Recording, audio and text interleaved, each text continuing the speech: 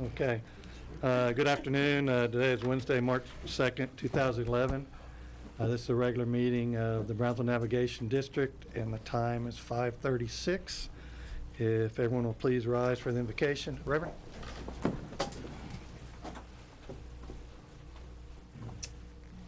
Father, as always, it is an honor to begin this meeting recognizing your provision, your providence, your plans, and your purposes for us as a community, for us as a port, for us as an integral part of this community. Father, we thank you for the plans and purposes that you have for this port, making us part of a traffic highway. Father, we thank you for the employees here, that you watch over us, that you hear our prayers, that you heal us when we call to you. When we call to you, Lord, we thank you for those that have worked and retired this past week. Particularly, we remember Mr. Villarreal.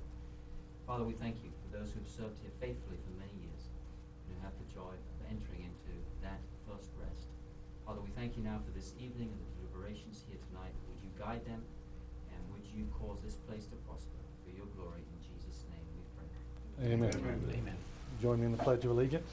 I pledge allegiance to the flag of the United States of America and to the republic for which it stands, one nation, under God, indivisible, with liberty and justice for all. Texas flag. I pledge allegiance to thee, Texas, one state, under God, one and indivisible. Thank you. A chorus now, right? Okay. Item number 2, public audience, and no one is signed up to speak at this time. Okay.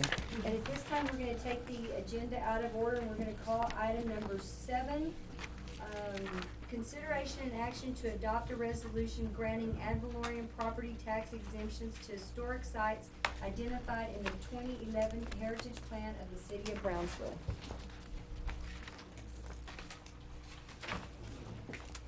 This is a request that we receive every year from the historic plan, and it is a designation of certain properties within Brownsville as either totally or partially tax exempt, and this is up to this board to adopt. The impact on the taxes is approximately the same as last year. This year is $2,624, and last year was at $2,566. Mr. Vito is here if you have questions about the plan. Mr. Chairman, I'd like to make, I think historic preservation is one of the things that needs to be a priority for our community, and I'd like to make a motion that we go ahead and do this. Okay. I'll second that. A motion by Commissioner Cowan, second by Commissioner Musso. All in favor? Aye. Okay. Thank you. Item number 3, received director's report. Item A, Port Director's Report, update on the Crossville Container Expansion Project. Mr. Chairman, I'll be very brief. I'm passing out a letter report that was sent to MARAD on the status of the Gulf Coast Container Expansion Project. Last week came and went. I had reported earlier that Manatee and us were waiting on a proposal from a possible service provider. That time has expired. I've communicated with Manatee to essentially say that it's time that we need to take action, and the agreement or the course of action that we're looking to take is to prepare a proposal that would be sent out to multiple entities that have indicated interest, and then vet those forms of interest and actually negotiate with a service provider to resume the service, hoping that we can do that in March. And give the month of April time. I will tell you that I have not received confirmation from Manatee as of, this afternoon, but I'm sure, we just need to move it forward. But there has been quite a bit of interest. I think all told, we've had in excess of 30, or I should say 13 companies in one form or fashion call and inquire. Some of them are actually doing due diligence. Others just simply want to be on the list. So when we do go out for RFQs or RFPs, to send them to them. So I think we need to take advantage of that interest level and move quickly on it. So I will keep you all posted as those developments occur. Are the 10 interested parties, or are they from this, any of them from this area? Or are they? There are some entities who have parties that have participated in the former program that are interested in either working with groups that are still very familiar with the service and initiating the service. We've had a couple of local inquiries. They've come from the West Coast, the East Coast, the Midwest, existing companies, people that we've had relationships with in the past. MARAD has helped us identify some potential service providers. They're coming from it's- everywhere. Yeah, it really is. It really That's is. great. Good. And so we'll move on that. And Eddie, are they aware that it's gonna require some investment and they're as part of that grant we received that? Those that we have talked to, we have indicated that, if you're looking to use the Marine Highway Grant, it has a 20% match. So what we need to do when we put together the solicitations is to make it clear what our requirements are. I think we need to also talk about service levels, what we would like to see, and that would help vet those that are have no interest and then move those that have seriousness. Because of our grant and because of the role we will play, it isn't like, okay, here comes a service that just says, I'm going to call on. If we're going to play a role in it, whether it's here in Manatee, we'll have the ability to ask for a business plan. We'll have the ability to review financials, and that's what we want to do. We're very adamant, and I think everybody is in concert on this, that we don't want to replace the existing service with a similar service. We want to get a better service. And in order to take advantage of the grant, the service needs to be expanded, and also the funds for the movement of cargo to make it more efficient needs to be met. So, we're looking for a better operator in the sense of service, financial stability, long-term sustainability. And so I think that will give us the opportunity to look at that. Eddie, both ports will have to okay whoever comes in. Right? Well, it depends. If you're talking about the use of the grant funds, the grant funds were issued to both ports.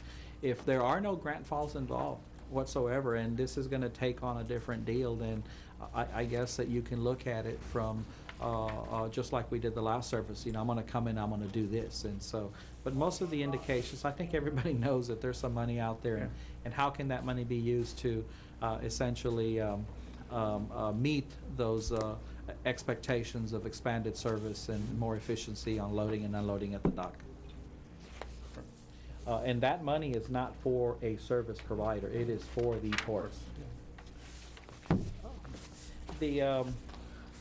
The next item I had, just very briefly, is just a little legislative. I plan to do this once a month on issues that we're following since the Texas legislature is in session. It looks like we're going to have a busy session with, like in the past, we really have any port-related bills. This year there are quite a few port-related bills, so this is just a few. Included in your package, which is the first one? Oh, okay. I'm going to make sure I hit the right one. I put a little thing in here. Some of you I've mentioned received a couple of reports put out by the Legislative Budget Board regarding commercial landing fees for the Coastal Erosion Planning and Response Act program. And so there's a couple of reports that have been put out.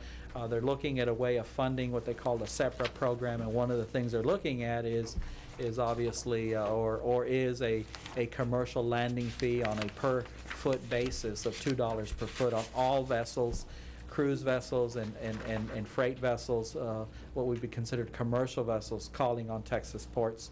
Obviously this has got the port's attention. We think this would be a detriment to us here. But anyway, I wanted to share that information with you. This is something we will be tracking, and a couple of those reports that were prepared by the Legislative Budget Board are included for your perusal at your convenience. The second item I want to just kind of keep you abreast of is Senate Bill 815 and House Bill 699. Senate Bill 15 was submitted by Senator Lucio, was filed by Senator Lucio, and the companion bill is House Bill 699, introduced by Representative Deshotel out of Beaumont. This is kind of a cleanup bill. This is the bill that created the Port Authority Advisory Committee, the Security and the Port Infrastructure Fund, and so there's some tweaks being done to it. I've included copies of the proposed bills.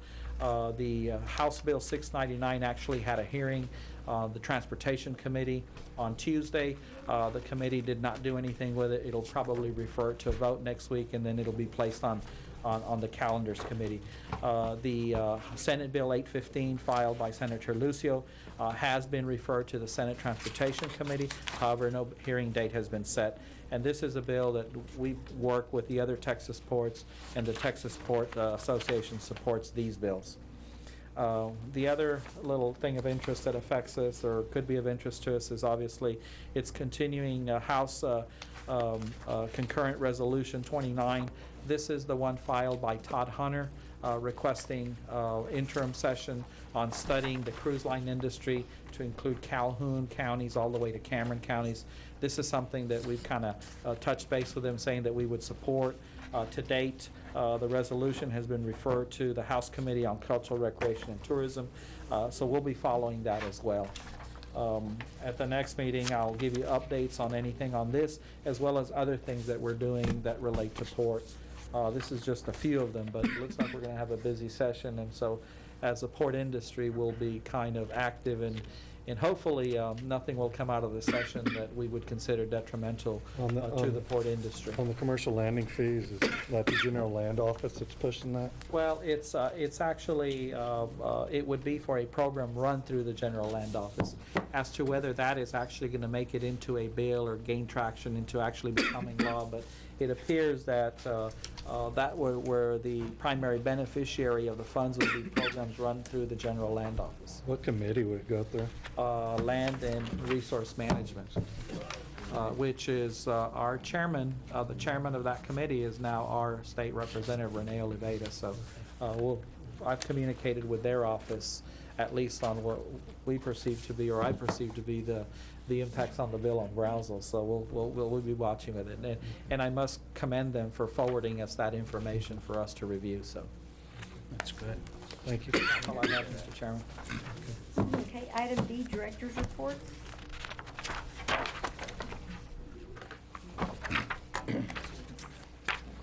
Anybody have any questions of the directors on their reports?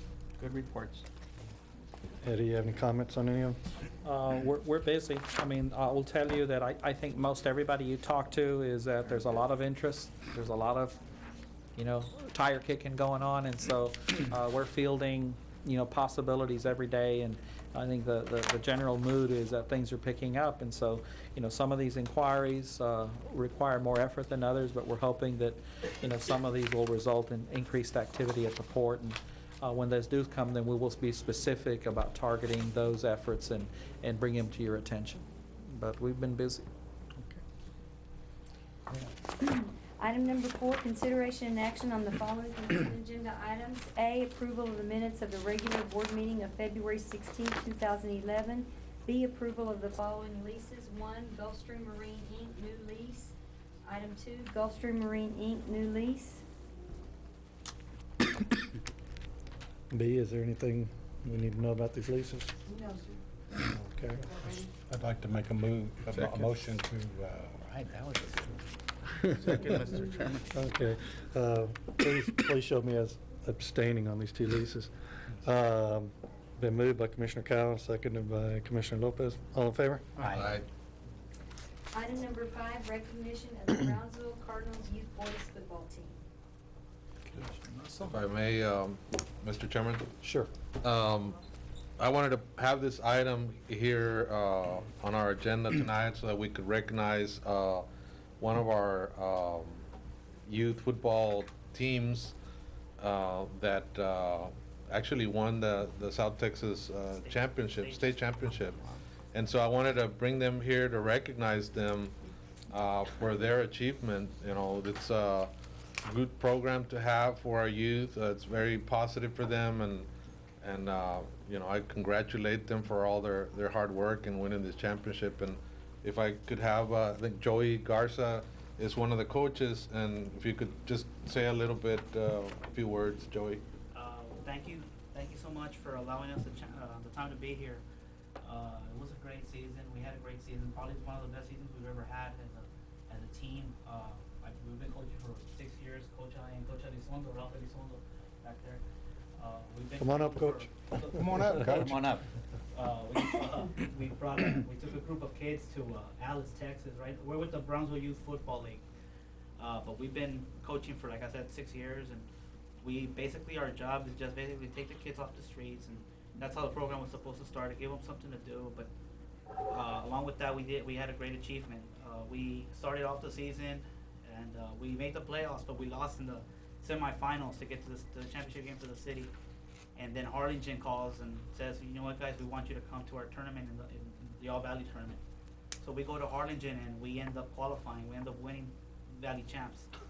So That's great. After that, they tell us, well, you know what, you qualified to go to Alice now for the South Texas State Championship. And in that time of the game, we had teams from all over the state, and there was teams from all over the nation, like from Florida, from New Mexico, from Louisiana, and from Oklahoma. And we ended up participating. You know, the odds were very much against us. Then 3 days before we leave to Corpus, we find out that we're ranked pretty high in the state. So that kind of makes the kids wonder how we really feel. We felt honored. I mean, it's the first time we've ever been a part of something like this. Then we get there, and you know, we ended up playing in 2 different divisions, which we could have brought back 2 state titles, but we ended up winning 1, and which is something that's never been done in the city of Brownsville.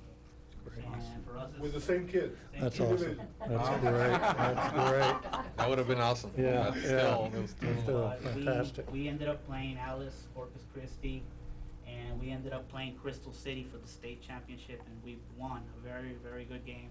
It was 0-0 to the first, second, and third quarter. And the fourth quarter, I got frustrated. I said, these guys are, I mean, it was so hard that we couldn't, either we're going to do something or they are. And unfortunately, we ended up playing one trick play, and that trick play, which this young man here, Juan Garcia, running back, didn't want to give the ball up, but they kept on focusing on him. Well, he gave it to another player. Everybody followed him and came this way, and we ended up scoring, and we won the game. So that gave us the That is great. opportunity Yeah. to, you know, we bring home a title in which we already been recognized to go back to Alice. So we don't have to qualify to the Valley. We're already automatically there for next year. So for next year, this is will probably be our final year coach. And hopefully we can bring another championship back home. How old are they? These guys are 11 and 12. That's super. 11 and 12 year olds. They're from Brownsville. Yeah. I would have had all 19 here, but a lot of other kids are playing other sports and they're doing other things. Yeah. But these are good kids. Yeah. You know, they all go, you know, they're from all different middle schools around the city. They're 6th graders. Can you do me a favor and introduce them to the No, why camera don't in you, their turn positions? around, because Yeah, you're wait for the on camera. TV. And if you don't mind introducing them each. and Say that their way names. they're on TV. I'm gonna start on my left hand over there. That's Sebastian. Uh-huh. He's a 5th grader from Lift Center up your hand. Yeah. What position do you play? Oh, man. Receiver. All right. My next player here is Darren Vasquez. He's our tell him what position you play. He's a fullback. Anything you tell me. Move them around. Our next player is Isaac Torres. And Isaac, what positions do you play? He plays receiver and he plays defensive back. Our next player, well, he got selected as one of the All Valley players in defense. He was defensive, a linebacker, as a matter of fact, and he got 2 awards for being All Valley in linebacker. He's a linebacker. He's a good kid. Oscar Hernandez. He's a linebacker, and he's also our fullback for our team. Our next player, ended up playing. His Juan Garcia. He played at Cummings. He's going to play at Cummings next year. Juan had over 1,700 yards rushing. Wow. He had In 3 games. No, not in 3 games. 1 game. In 3 games, no. In 1 game, he had over 275 yards. Wow. That's great. Basically, he broke the record in kickoff returns. He had 8 kickoff returns for touchdowns this season. Is he old enough to play for the Cowboys The yet? high school- We need the- I'm looking at him already. That's super. He ended up playing. He got the privilege this year to play with us, and then the Cowboys, another team that ended up winning the city championship, ended up going to Dallas to play in the Snoop Bowl. He went with them. He got to play in 4 or 5 different tournaments, and he's an exceptional athlete. Our next kid here is Joe Anthony Ramos. He's our running back and defensive linebacker. He's a linebacker as well.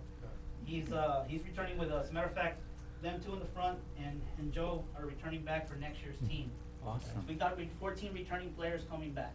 Excellent. So that gives us an Got the core. opportunity to go back and for us to maybe bring back home another championship. And that's what we like to do. We love to work with these kids every day, and And it's a lot of hard work. You know, we start with them from summertime all the way till this ended in January. That was a lot of football. Yes. Yeah.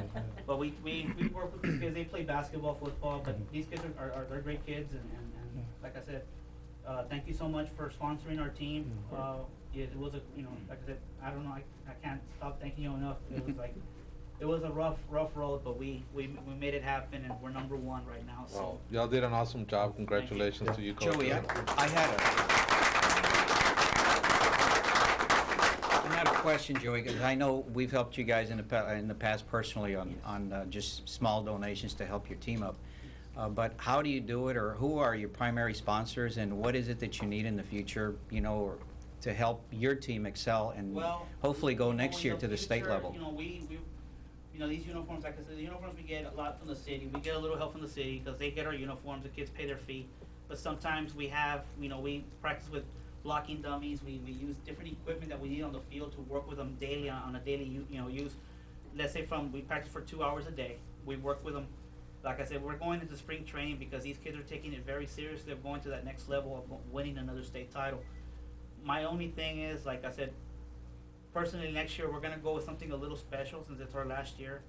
The uniforms that we're planning on making, instead of saying Cardinals in the front, because everybody knows Cardinals, that's Harlingen Cardinals on there. Yes. We're going to put Brownsville on the front of our uniform. Awesome. So it's going to say Brownsville. It's going to have the birds, but it's going to have a state flag with a star on Brownsville, defending state champs on that jersey. Good. That's what we're focusing on. It's going to have the red pants with the bird. And it's gonna have, it's all basically, they're all gonna be dressed in red, but it's gonna say Brownsville. We're representing the city of Brownsville. That's great. Congratulations, you guys. Let us know what we can do to help you. Certainly want you to go back again. Absolutely. Absolutely. Bring another trophy home, so. Okay, thank you. Thank y'all. Congratulations, guys. Congratulations. Running back. Congratulations. Congratulations. Keep up the good work next year. Congratulations. This water. Okay. Doesn't hurt a thing. I think I got you already. Joey, congratulations, my friend. Congratulations. Coach, Congratulations. Thank you. Thank you for doing what you do. Coach, Congratulations. congratulations, sir. Yes, sir. Good to see you. That's great. That Good is a job, success, Commissioner. isn't That's it? great. That's super. Great. Thank you. Glad you brought them in. I'm glad you donated. That's Yeah, I super. helped them out. Yeah, that's Absolutely. fantastic. And if they'll stick together, maybe Brownsville as a high school one day. That's We'll an move awesome them. team. Yeah, exactly, exactly. Okay. Item number 8, consideration and action on assignments, negotiations, easements, subleases, and contracts in general. Item 1, Port Warehouse Properties LP authority to negotiate. I'm sorry. I have too many red marks. Item 6, presentation of the 2010 end-of-year portfolio position for the pension plan and trust for the employees of the Brownsville Navigation District. If I may, just very briefly, just by kind of a little bit of the groundwork, but one is that this commission took considerable action when we talked about redoing the employee retirement program, and I can tell you that it's had a tremendous positive impact on the employees, and we're all very grateful. And as you know, it's an employee-run plan, but you had indicated at some point that you'd like to kind of know a little bit about the plan and who the plan administrators are, and in this case, Morgan Stanley Smith Barney, and this is Jack Keene. And so we wanted to take the opportunity just to go ahead and have them come and do a presentation to you, and kind of keeping with your wishes to let you know what's going on and how it works. And I think most recently talk about the successes of the plan. So with that and the staff and that really works with them and the employee board. But with that, let me just simply turn it over to Mr. King. Thank you, Ed. Nice to see y'all. I've heard all about you for all these years. Nice to know that you really face behind the name, so good.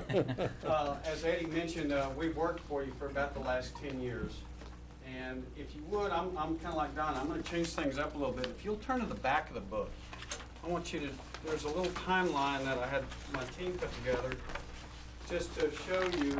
It'll say investment timeline.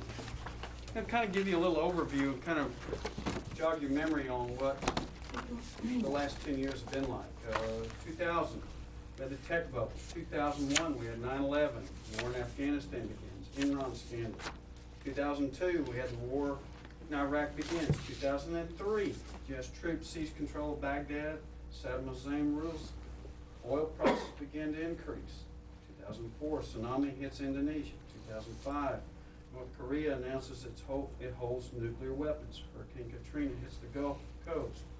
2006, North Korea tests their nuclear bombs. 2007, mortgage crisis begins with interest rate hikes. 2008, which I hope we never have to see another one like that one again. Lehman Brothers fails. U.S. government bails out AIG and Citigroup and begins the TARP plan. 2009, March 9th hit the bottom of the stock market. I believe it was 6,300 in the Dow, which is extremely low. I'm sure we all remember that one also.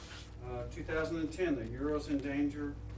North Korea fires weapons on South Korea, and the Deepwater Horizon oil platform explodes. 2011, where are we right now? Well, the stock market's made a recovery. The economy's making a little bit of recovery. We're all seeing what these oil prices have done, agriculture prices. Well, that's going to be a theme that we're going to see going forward, we think, for the next 3 to 5 years. The actual commodity alternative investments we think will be a leader. But as we manage your money, we want to manage it in line with what the investment policy says, which says we want to be somewhere between 25 and 35% in, 20 to 30% in fixed income, and somewhere between 70 and 80% in equities. And the cash is managed away from us. So if you would, turn the page to, it'll say 2 of 5 if you'll open to the front page. And this is an actual report like what I go over with the investment committee. And if you would, let's start on the far left column. You can see on the top where it says, and you can see where it says 12/31/10. So that's December 31st of this last year through February 28th, which is when I had my team put this report together. The value of the account was $1,901,000. Everybody with me on the map? You can drop down. You can see in the green, for this quarter, we're up $82,000 or 4.4%. We've had a good start for the year. The stock market is in a recovery. You can jump over to 2010, and you can see that we were up $159,000 or 9.2%. This portfolio, the way it's designed, is a moderate portfolio. We got a stock market return with a moderate risk portfolio. I'm very pleased to be able to report that to you. The days of us being able to tell our clients that we expect a double-digit return out of the stock market, the U.S. stock market, I think are a long way off. And that's what I try to do, is manage our expectation of our committees. Here's what we feel is going to happen going forward in the stock market. We think that the stock market is probably going to grow somewhere between 5 and 8%. I think 8's a little high. We think the fixed income is going to have a negative return. We think when interest rates do start up, which are going to happen sometime probably in the next 12 to 18 months, because of what the government's doing on printing all this money that's going on. We look for the bonds to have a negative return, not even a positive.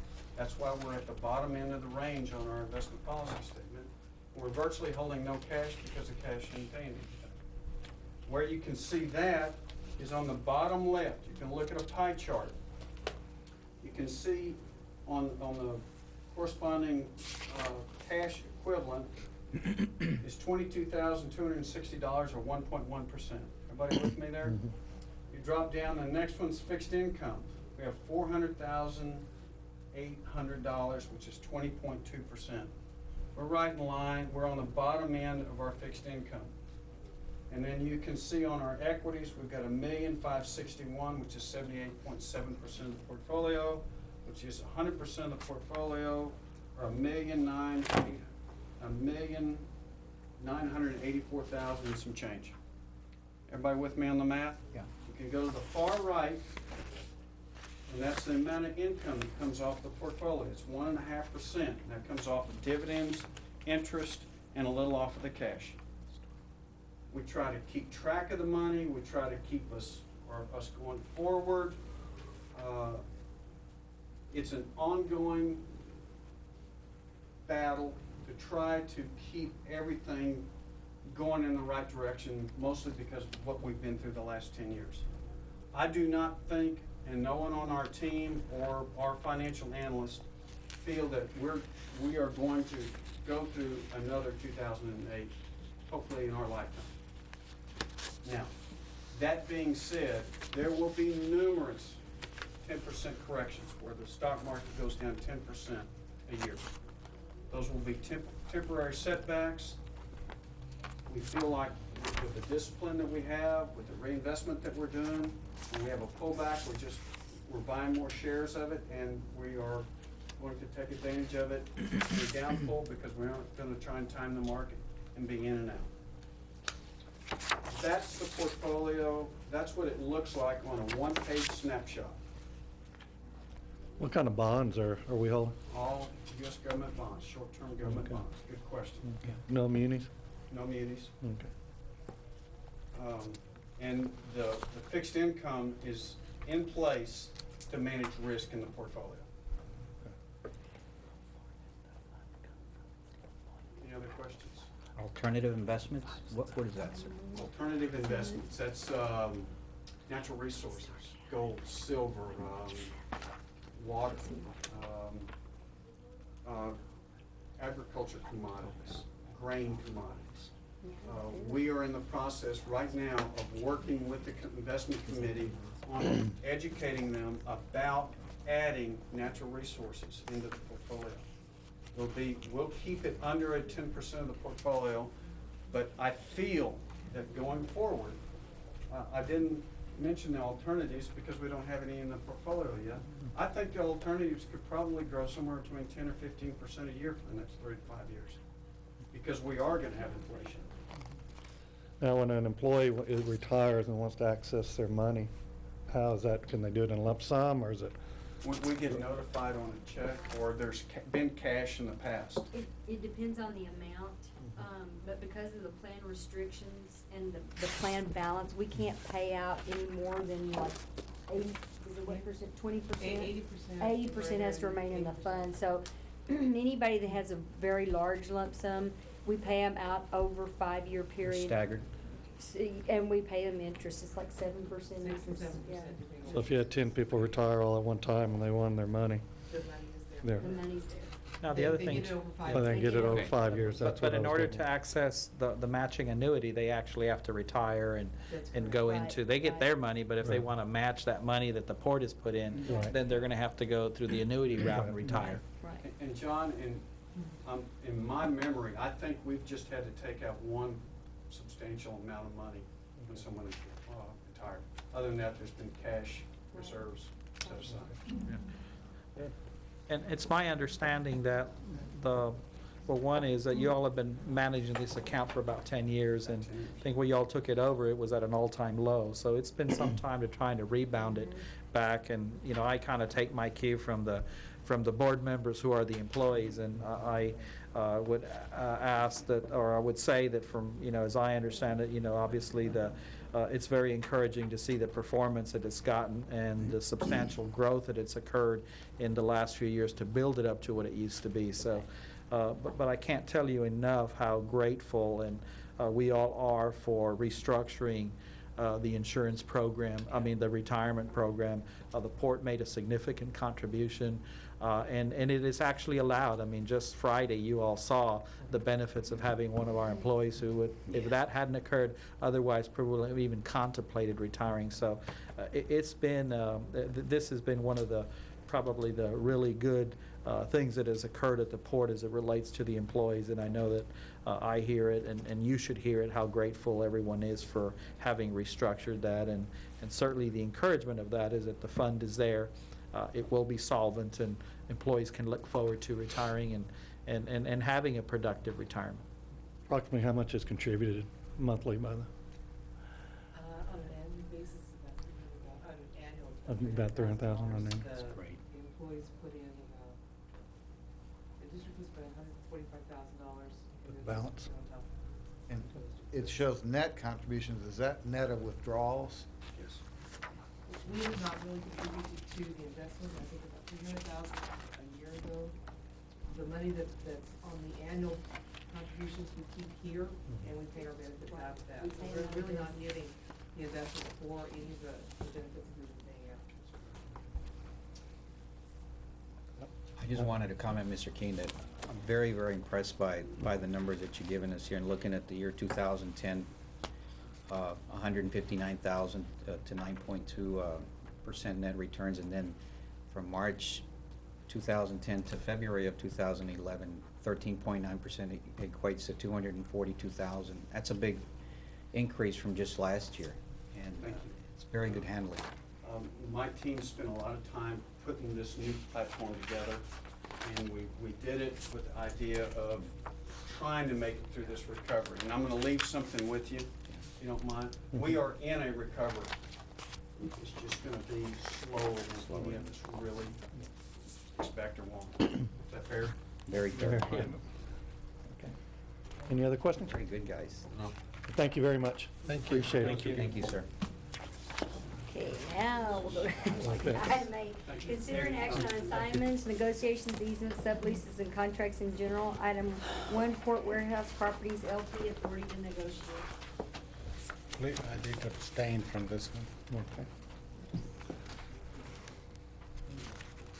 Chairman, Commissioners.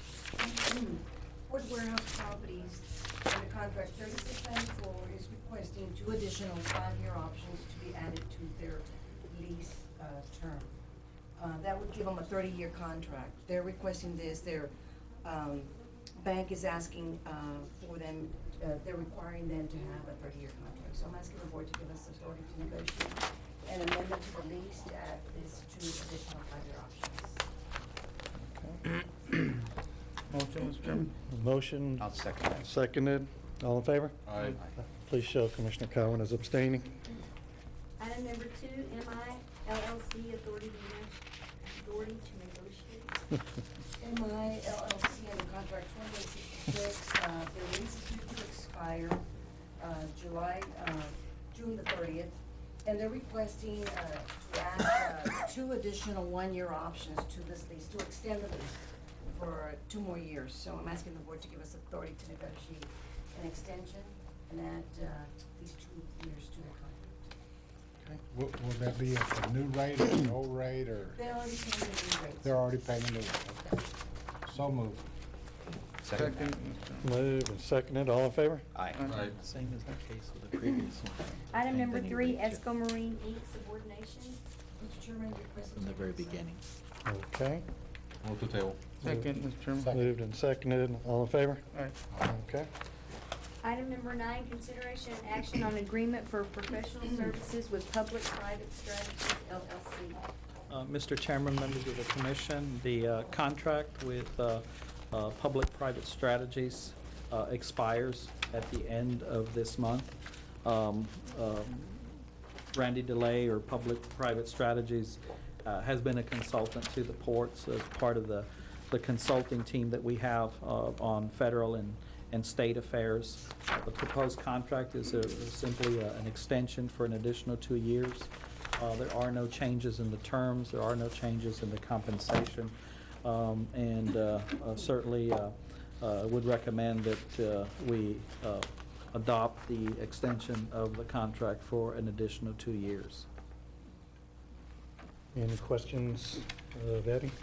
Yes, I had a couple of questions, sir. I happened to meet with the gentleman this afternoon here, and I, about 4 o'clock, look at some of this information here, and I've got a couple of concerns regarding this. Let me see if I can...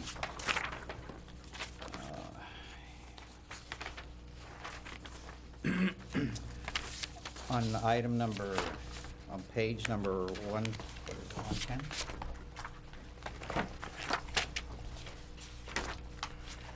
No, number 7. says the agreement will automatically extend on a month-to-month basis upon the same monthly terms and conditions as outlined above, if not specifically terminated in writing by either party prior to February 28th of 2011. To terminate the agreement after the month-to-month renewed period begins, the terminating party must so notify the other party in writing 30 days prior to the termination date. The termination date must be at the end of a calendar month. Can you explain that, Counselor? That's, it's confusing. Okay, let me just give you an example. If some party were to issue a termination notice tomorrow, March 3rd, there's 28 days left in March. That would not be 30 days notice, and because it has to be at the end of the calendar month, that termination would then be effective April 30th. So it's the end of the month following 30 days. You follow me? You probably could say that simpler than that, but the termination date has to be the last day of the month, and it has to be at least 30 days from the date you issue the notice. If we're gonna terminate, we'd have to issue a notice more than 30 days, so it'd be effective at the end of that particular month that the notice is served. So like again, if you wanted to end at the end of March, you would probably be served to issue the notice, count back 30 days and issue it before that 30 day. So at the end of March, the contract would be terminated. Right, so if you had issued, for instance, a notice on March 1st, that would be 30 days, Right. and you could make it end at the end of March. But once it's less than 30 days, then that takes you to the end of the next month. So the contract calls for 24 months.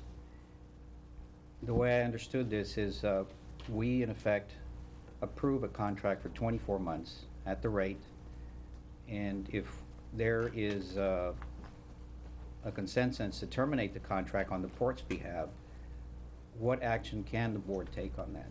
Well, the contract is effective for 24 months.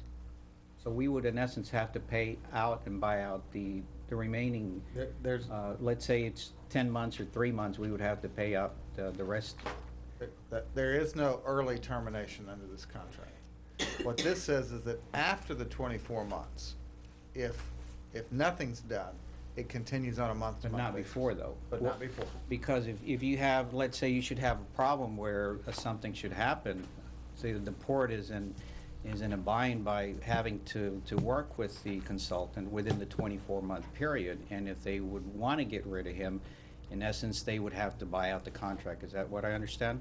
Well, what your remedies would be would depend, but you don't have a right, as you do with some contracts, to terminate them on 30 days' notice. This contract does not say that. Okay, I definitely think that we would have to have a termination clause in there to, on behalf and for accountability purposes for the port.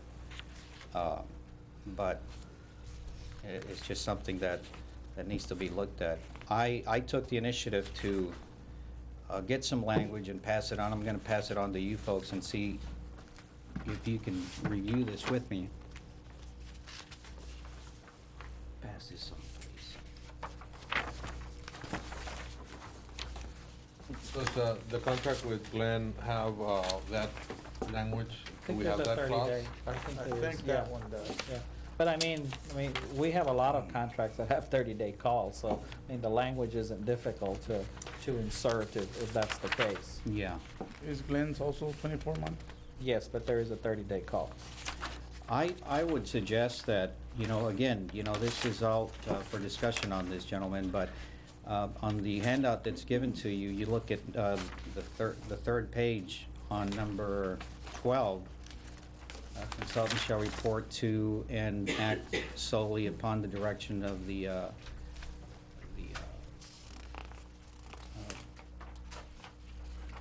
chairman of the board and in collaboration with the Brownsville Navigation District Port Director and CEO, unless otherwise directed in writing by action of the board of the commissioners. That's something to consider and put in there. The other insert that was put in there is like the other consultants shall report 3 times a year to the board and provide updates, which is not in the current contract. And I just made a note on that to insert the same contract language that we have on Mr. Lemunion's. The other one is a termination of cause that is not even existent at this time on there, and basically says that in the event that either party believes that the other materially has breached any obligations under this agreement, such party shall so notify the breaching party in writing. The breaching party shall have 10 days from the receipt of notice to cure the illegality and to notify the non-breaching party in writing that cure has been effected. If the breach is not cured within 10 days, the non-breaching party shall have the right to terminate the agreement without further notice. Again, this is just simply language that I feel that we need to have to protect the port in case there should be a party of ways. And I totally believe what our consultant has done the past 5 years since he's been with us, since I've been here. But when I got to looking at the contract, I felt that it was not in the best interest of the port to adopt the language that it currently stands on and just make sure that, you know, there are some security measures for the port.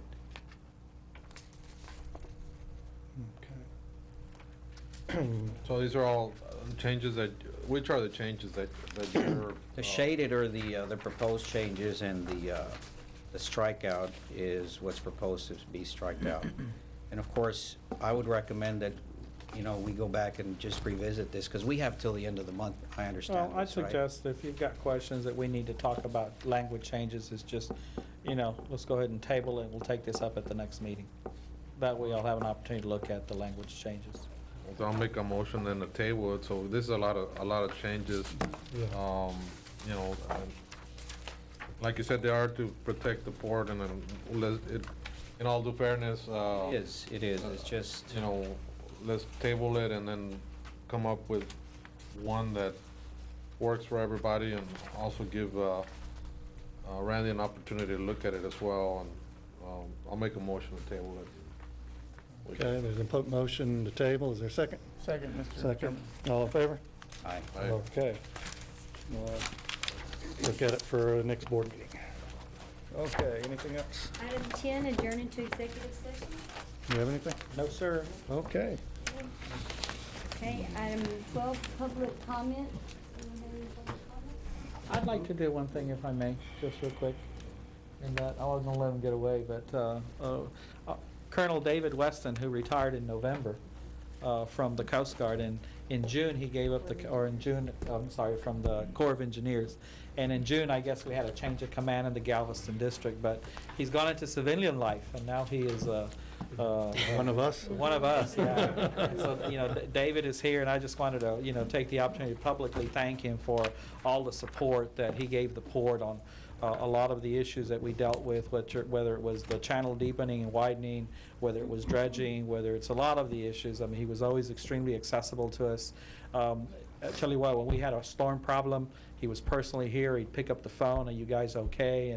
And just really never had the opportunity. I missed the change of command and his retirement, so I wanted to publicly express my appreciation and just say thanks. And, you know, David, I'm glad you didn't go far, and that you still have an interest in the maritime trade, and we'll be working.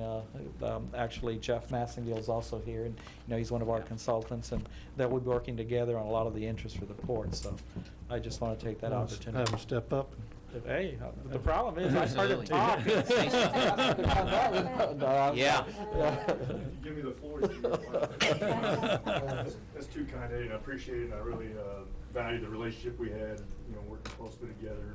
As you mentioned, a lot of tough challenges out there, and a lot of not good answers sometimes, but always a very professional and cooperative approach.